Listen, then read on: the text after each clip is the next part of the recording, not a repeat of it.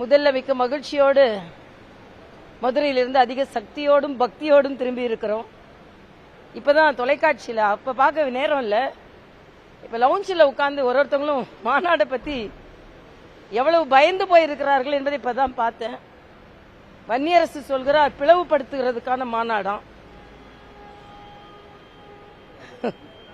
என்ன கேட்கிற யார் இதை சொல்றது? பயமுறுத்துவதற்கான மாநாடு, அச்சுறுத்துவதற்கான மாநாடுன்னு யார் சொல்றதுன்னா வன்னியரசு. அடங்கமறு அத்துமீறு திருப்பி அடி அப்படின்னு சொல்லிக் கொண்டிருக்கின்ற கட்சி அமைதியாக ஒரு மாநாடு நடந்திருக்கிறது, அதை பற்றி சொல்கிறார்கள். இன்னொன்று அண்ணன் வைகோ ஒரு மதத்தின் பேரில் கடவுளின் பேரில் மாநாடு நடத்தக்கூடாது, இயேசு பேர்ல நடத்துவாங்களா அல்லாஹ் பேர்ல நடத்துவாங்களான்னு கேட்கிறார். இதே கேள்வியை நாங்க கேட்கிறோம். இந்து கடவுள்களின் கோயில்கள் மட்டும் அரசாங்கம் ஏன் நிர்வகிக்கிறது? மற்ற மத கோயில்களை ஏன் நிர்வகிக்கவில்லை? இந்து மத கோயில்களில் உள்ள வருமானத்தை மட்டும் ஏன் அரசு எடுத்துக்கொள்கிறது? மற்ற கோயில்களில் வருமானத்தை என்னைக்காவது ஒரு நாள் கேள்வி கேட்டிருக்கீங்களா? ஆக இப்படித்தான் அண்ணன் சேகர் பாபுக்கு தூக்கமே வரல. இன்னொன்னு கேட்கிறாங்க, நீங்க மற்ற மாநிலங்களில் போய் முருகன் மாநாடு நடத்துகிறீர்களா? எல்லா மாநிலத்திலும் நாங்க நடத்துவோம், எங்களுக்கு எந்தவித சங்கடமும் இல்லை. ஆனால் நீங்கள் மற்ற மாநிலத்துக்கு போய் ஒன்று நடத்த முடியாது.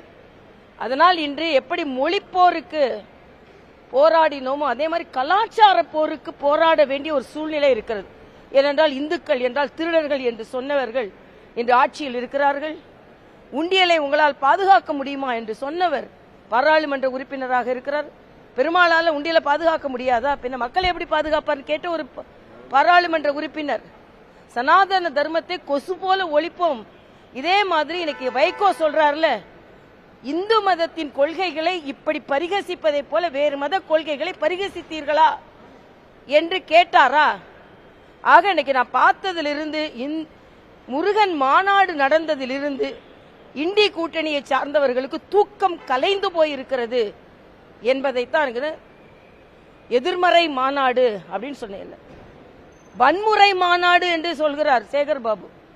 நன்மறை மாநாடு இது. அதனால நாங்கள் மகிழ்ச்சியாக இருக்கிறோம். இந்துக்களின் ஒற்றுமையை இன்று வெளிப்படுத்தி இருக்கிறோம். இனிமேல் யாரும் எங்களை இரண்டாம் தர குடிமக்களை போல உங்களுக்கு வாழ்த்து சொல்ல முடியாது, உங்களோட பழக்க வழக்கங்களை நாங்கள் பரிகசிப்போம் என்று யாரும் சொல்ல முடியாது என்ற சக்தியை இன்று வெளிப்படுத்தி இருக்கிறோம்.